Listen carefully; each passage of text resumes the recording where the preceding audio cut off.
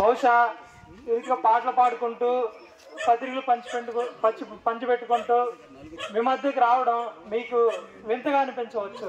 అయితే మనుషులు ఎవరు మమ్మల్ని పంపలేదు, కానీ దేవాది దేవుడు పరిశుద్ధ గ్రంథం బైబిల్ ద్వారా ఈ విధంగా సెలవిచ్చినారు. మీరు సర్వలోకంకి వెళ్ళి సర్వ సృష్టికి సువార్తను ప్రకటించిన ఆజ్ఞ మేరకు యేసుక్రీస్తు ప్రభువారి ద్వారా మేము పొందిన సంతోషము, ఆయన గురించి మేము తెలుసుకున్న సత్యమును మీకు ప్రకటించుకొరకే ఈ రీతిగా మీ మధ్యకి రావడం జరిగింది. పరిశుద్ధ గ్రంథం బైబిల్ ఈ విధంగా సెలవిస్తా ఉంది. ప్రయాసపడి పాప భారం మోచుకుంటున్న సమస్త జనులారా నా యొద్దకు రండి, నేను మీకు విశ్రాంతిని కలుగు చేస్తానని దేవాది దేవుడు యేసుక్రీస్తు ప్రభువారు మీ అందరినీ కూడా ప్రేమతో ఆహ్వానిస్తున్నారు. ఆయన భూమి మీద మానవులు ఎవరు, దేవుడు ఎవరు అని ఒకసారి హృదయంలో మనం ఒకసారి ఆలోచన చేసినట్లయితే, దేవుడు అంటే పరిశుద్ధుడే ఉండాలి, నీతిమంతుడే ఉండాలి, పాపం లేనివాడై ఉండాలి, దోషం లేనివాడై ఉండాలి.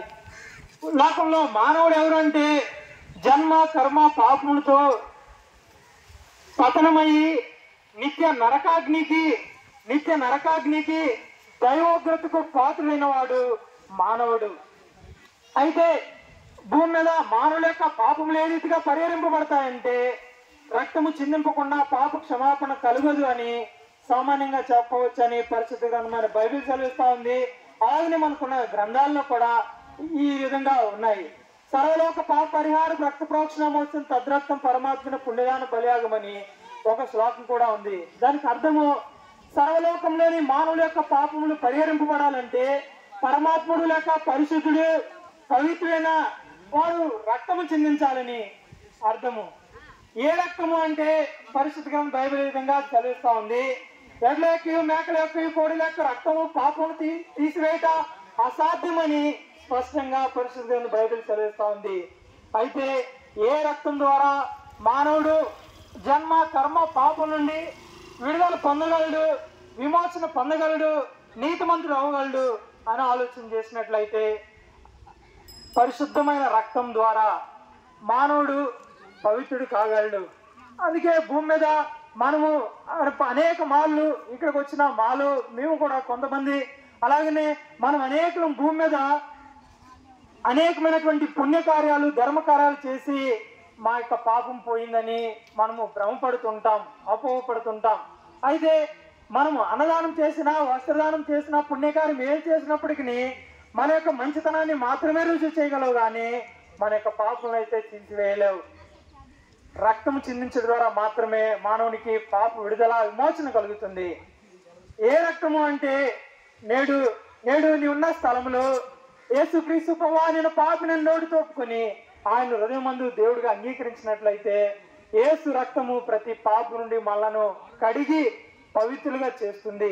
ప్రియ సోదరి, ఆయన 2024 సంవత్సరాల పూర్వం ఈ లోకానికి వచ్చినారు. అది చరిత్ర చెప్తున్నటువంటి సత్యము. క్రీస్తు పూర్వము క్రీస్తు శకమని చరిత్ర చెబుతా ఉంది.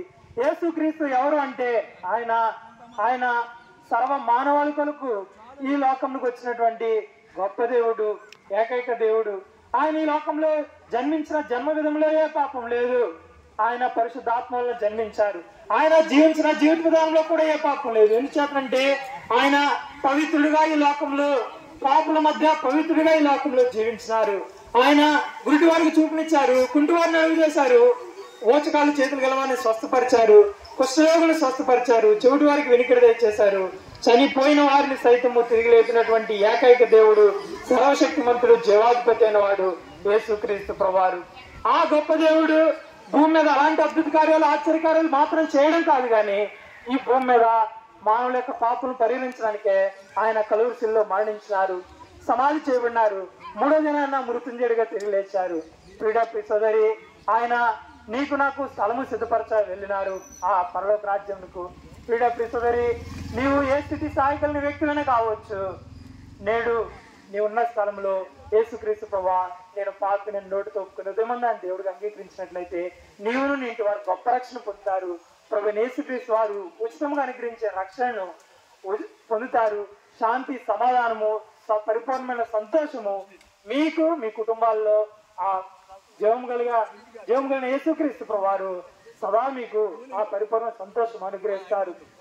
మేము వెళ్లే ముందుగా మీ కొరకు ప్రార్థన చేసి వెళ్తాం. దయతో మీరున్న స్థలంలో కళ్ళు మూసుకొని ప్రార్థనలోకి ఇవ్వవలసిందిగా ప్రేమతో మనవి చేస్తున్నాం. మా ప్రియులు మీద కొన్ని కరపత్రికలు పుస్తకాలు తెస్తున్నారు. దయతో వాటిని తీసుకోండి, చదవండి, ఆధ్యాత్మికమైనటువంటి మేలు పొందుతారు.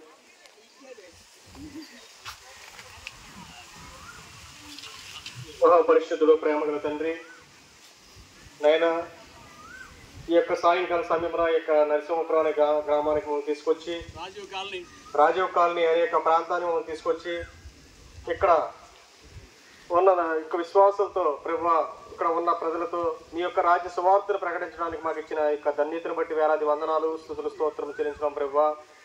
ఆయన ఈ యొక్క విత్తబడిన వాక్యం వారి హృదయంలో చొచ్చుకుని ఆ ప్రకారం ప్రభువా వారు నిజదేవుడు అని నిన్ను గుర్తించి ముందుకు సాగుట్లో సహాయం దయచేయమని వేడుకొంచు ప్రభువా. ఈ యొక్క కొద్ది సమయాన్ని మేము ఈ విధంగా ఇక్కడ ఈ ప్రాంతంలో మమ్మల్ని వచ్చి తీసుకొచ్చి మా ద్వారా ఈ యొక్క సువార్తను ప్రకటింపబడిన విధానం బట్టి మీకు అనేక వందనాలు, స్తుతులు, స్తోత్రం చెల్లించుకొంచు. ఘనత, మహిమ, ప్రభావం నీకు ఆరోపిస్తూ మా ప్రభు త్వరగా రాని యేసుక్రీస్తు నామమున ప్రార్థించి అడిగి వేడుకొంచున్నాం పరమ తండ్రి. ఆమేన్.